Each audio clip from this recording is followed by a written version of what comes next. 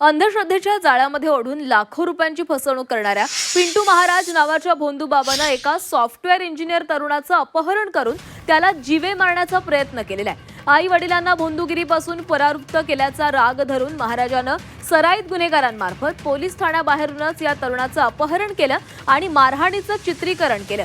या भोंदू बाबानं तरुणाच्या पालकांची 7 ते 8 लाखांची फसवणूक केल्याचा आरोप आहे। धक्कादायक म्हणजे याच महाराजाचा एका अल्पवयीन मुलीच्या गर्भपात प्रकरणातही सहभागी असल्याचं समोर आलेलं आहे। एका गुन्ह्यात पोलिसांनी त्याला अटक केलेली असून अपहरणाच्या गुन्ह्यातही त्याला आरोपी करण्याची प्रक्रिया सुरू आहे। या घटनेमुळे बारामती परिसरात तीव्र संताप व्यक्त होतोय।